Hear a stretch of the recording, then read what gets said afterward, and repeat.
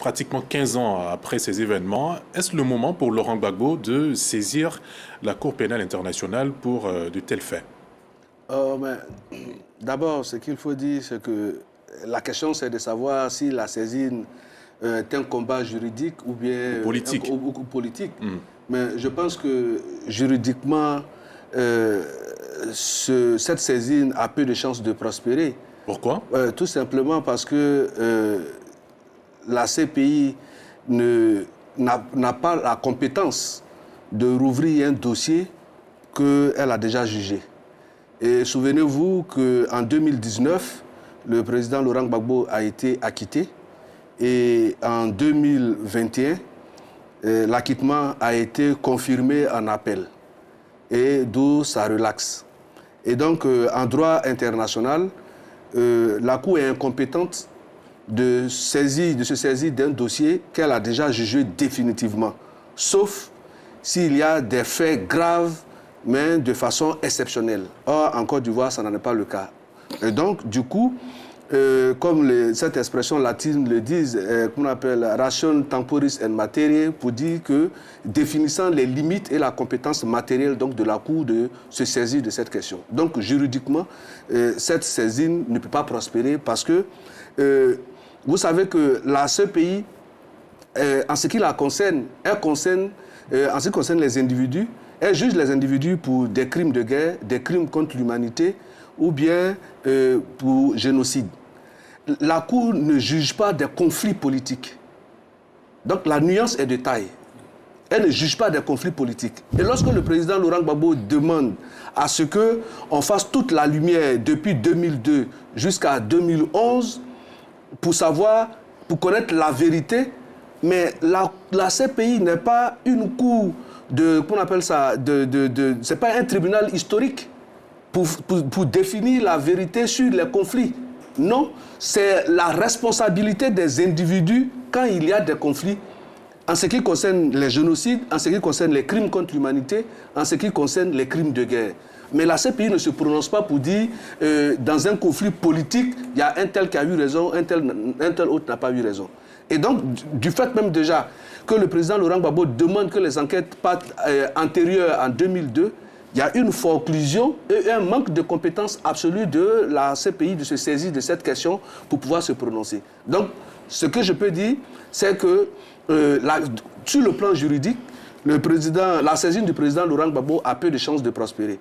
Maintenant, sur le plan politique, on voit une fourberie de crise existentielle parce que l'homme même décide de se mettre en retraite juste après les élections législatives. Il est sorti de prison depuis 2021, 3 ans après, parce que selon lui, il a été écarté de l'élection présidentielle. Il n'a plus pignon sur rue et donc il faut s'arc-bouter sur un morceau, j'allais dire, de planche qui vogue sur quelconque rivière pour pouvoir donner vraiment de la voix. Parce que Sylvain Debailly l'a dit, on pourrait dire remuer le couteau de la plaie, mais oui, ce serait le faire, mais à quelle fin? À quel moment on peut se rendre compte que la crise que nous avons connue est derrière nous? À quel moment? Parce que si 20 ans après presque, on demande encore de rouvrir les enquêtes pendant que lui-même, il a été au pouvoir de 2000 jusqu'en 2010, il n'a pas pu établir clairement la responsabilité et la vérité pendant qu'il avait le destin de toute une nation. Et c'est après lui qu'il demande à une juridiction de venir se prononcer sur la question. Donc il y a à s'interroger véritablement sur les motivations réelles de l'homme. Mais comme je l'ai dit dans mes propos introductifs, il cherche à occuper encore politiquement la scène politique, de se donner encore une certaine visibilité, que non, bien évidemment, la dynamique politique ivoirienne qui met en lumière des nouvelles compétences juvéniles sont en train de construire la Côte d'Ivoire de demain. C'est vrai, il a été à un moment donné un homme politique de premier plan, mais il faut comprendre que le temps a eu les rides sur les compétences de l'homme et qu'aujourd'hui, la Côte d'Ivoire est en train d'aller encore plus loin. Jérôme Ndri, est-ce qu'on peut dissocier cette action du président Laurent Gbagbo au contexte politique actuel, à l'approche des élections législatives? Est-ce qu'il faut lier, je te retourne la question, est-ce qu'il faut lier l'action du président Laurent Gbagbo au contexte politique? Je dirais que chacun est libre de faire son commentaire, mais moi je pense que la démarche du du président Laurent Gbagbo obéit à un principe, à une logique simple. En matière de justice. Quand deux camps sont en conflit, quand on a jugé un camp, qu'on n'a pas pu prouver que c'est ce camp qui est fautif, bon, cela relève de la compétence du procureur de savoir qui est l'auteur ou qui est fautif dans ce conflit. C'est une simple démarche, c'est-à-dire la logique du jugement d'un procès judiciaire.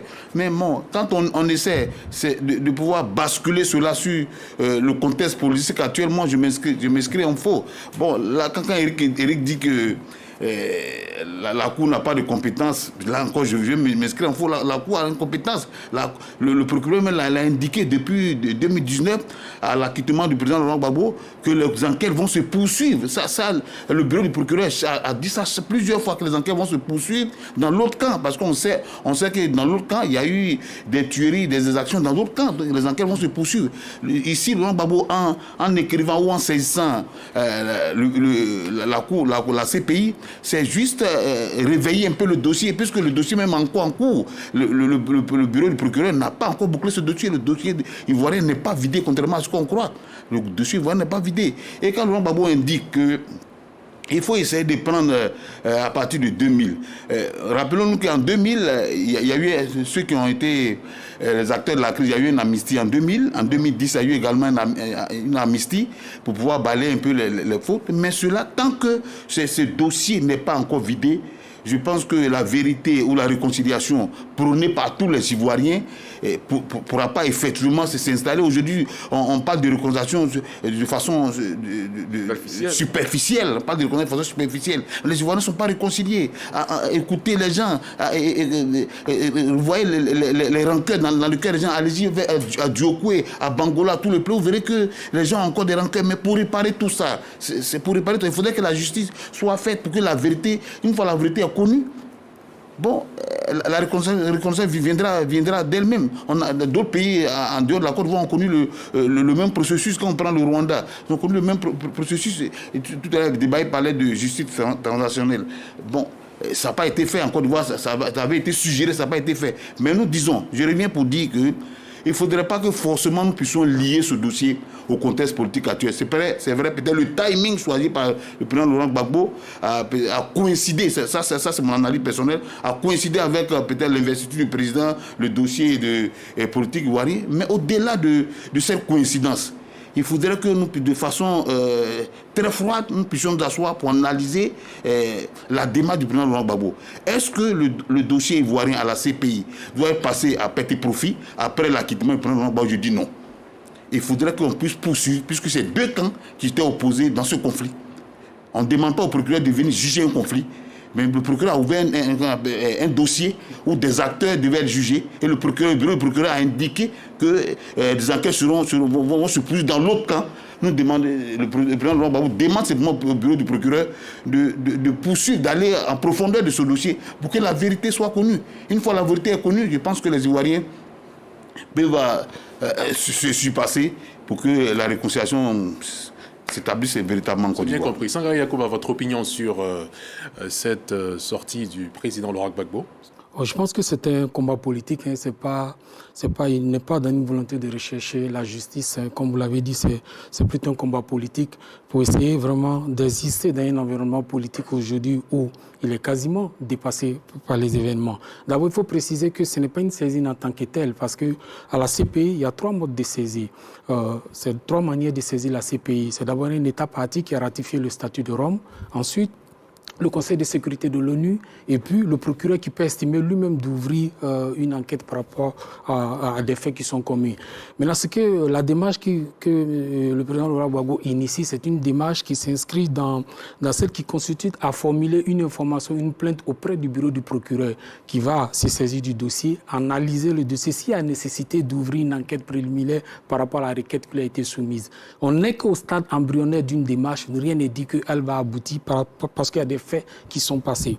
Ensuite, dans sa lettre, je pense qu'il fait une réécriture très parcellée de l'histoire, vraiment en occultant certains faits pour moi, cette écriture-là ne doit pas l'historien qu'il est, parce que l'histoire, c'est d'abord la fidélité aux faits. Il parle des événements de 2000, mais il oublie l'assassinat du général Guéhi. Ensuite, il parle des événements de la crise post-électorale. Il oublie le bombardement d'Abobo, par exemple, où il y a eu 40 morts, plus de 40 morts le 17 mars. Quand vous regardez l'article 5 du statut de Rome, ça fait partie des crimes de guerre, bombardement d'une communauté civile. Mais tout ça, il ne mentionne pas. Donc, il choisit. Et ça prouve que sa démarche, c'est une démarche qui n'est pas très claire. Ensuite, le génocide de Yopougon. Pardon? Le charnier de Yopougon. Le charnier de Yopougon, par exemple. Il dit que les gendarmes ont été acquittés, mais on le sait tous. 80% des gens qui ont été tués le charnier ont été tués au camp de gendarmerie d'Abobo. Tout le monde le sait.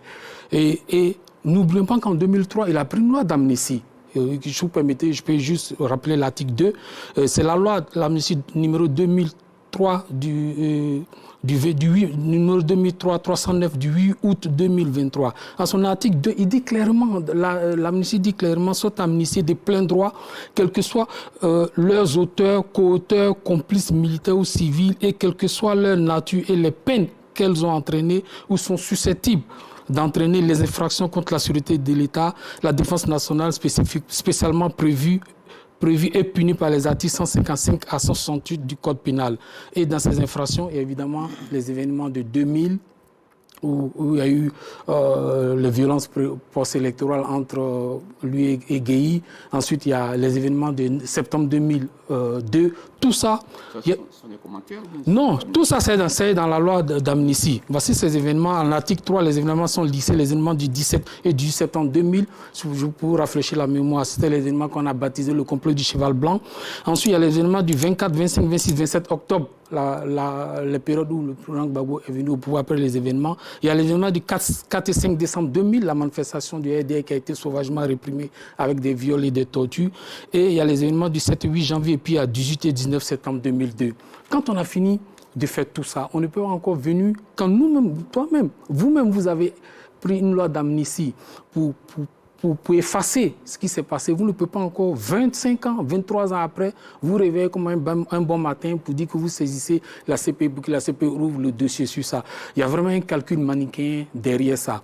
Et ça, c'est vraiment pas cohérent. C'est un combat vraiment politique et le PPACI essaie d'exister après tout ce que le PPACI a essuyé comme échec cette année. Et ce n'est qu'une manœuvre politique. Et je partage entièrement l'avis de Bayala. Je pense que cette procédure a très peu de chances d'aboutir. Et je voulais terminer par dire que les Ivoiriens ont passé ce stade.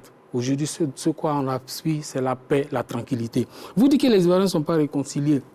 Ce qui se passe, c'est le politique. Hein. Même quand il y a les récents événements, les gens étaient toujours chez eux. Hein. Même le jour du vote, le lendemain, on trouvait les gens assis dans les maquis en train de boire tranquillement. Les gens continuent de se fréquenter, ils vivent en communauté. La masse critique des Ivoiriens, je pense qu'ils n'ont pas de problème à vivre en communauté, ils se fréquentent, ils font tout. Il se trouve que des politiques ont choisi ça pour en faire un fonds de commerce et ils attendent et ils s'en servent ça pour un combat politique quand il y a des périodes électorales pour essayer de faire cette surchauffe de la tension. Mais quand vous regardez dans le fond, les Ivoiriens, dans leur grande majorité, veulent la paix, la tranquillité et ils vivent en bonne intelligence. Donc, on ne peut pas toujours brandir la réconciliation comme fond de commerce. Et je voulais terminer par dire que la réconciliation, c'est une quête permanente. Il n'y a pas quelqu'un qui a une clé de la réconciliation. Quand vous voulez vous réconcilier, il faut que vous en manifestez le désir et que vous donnez l'aspiration profonde. Ce n'est pas quelque chose qu'on achète dans un supermarché. Merci infiniment, Sangaré Yacouba. Ce débat est fascinant parce qu'il révèle les fractures encore béantes en Côte d'Ivoire 15 ans après la crise post-électorale. D'un côté, Éric Bayala et Sangaré Yacouba démontrent la démarche de Gbagbo. Pour eux, c'est purement politique, une tentative désespérée de rester visible, alors que le PPACI patine et que Gbagbo lui-même s'est mis en retrait. Il rappelle qu'il a accordé une amnistie en 2003 pour des faits graves, qu'il demande aujourd'hui à la CPI de juger, et que juridiquement, la Cour n'a plus compétence sur un dossier clos par son acquittement définitif en 2021. Bayala va même jusqu'à parler de fourberie de crise existentielle. C'est violent. De l'autre côté, Sylvain Guedé-Desba et Jérôme Moundry défendent l'idée que cette saisine n'est pas nouvelle. Le procureur de la CPI avait lui-même annoncé poursuivre l'autre camp et le dossier n'est pas totalement clos. Pour eux, quand qu'un seul camp a été jugé, il n'y a pas de vraie justice et la réconciliation reste superficielle. Ils pointent le manque de dialogue national et accusent le pouvoir de pratiquer une justice des vainqueurs. Au final, ce qui rend ce moment explosif, c'est qu'il montre que la paix en Côte d'Ivoire est fragile. Les Ivoiriens vivent ensemble au quotidien, mais dès qu'on touche à 2010-2011, les passions ressurgissent immédiatement. Gbagbo, même affaibli politiquement, arrive encore à remettre ce sujet au centre et à diviser l'opinion. Cette sortie est un coup de maître pour exister sans être candidat, en jouant sur la fibre des victimes de son camp et en forçant tout le monde à reparler de lui. Qu'en pensez-vous vraiment? Est-ce que Gbagbo a raison de demander justice pour tous les camps ou est-ce juste une stratégie pour ne pas disparaître? Dites-le-moi en commentaire, je lis tout. Si vous voulez plus de décryptage comme celui-ci sur l'actualité brûlante en Afrique, abonnez-vous, activez la cloche, likez la vidéo pour qu'elle touche plus de monde et on se retrouve très bientôt pour un nouveau clash. Peace!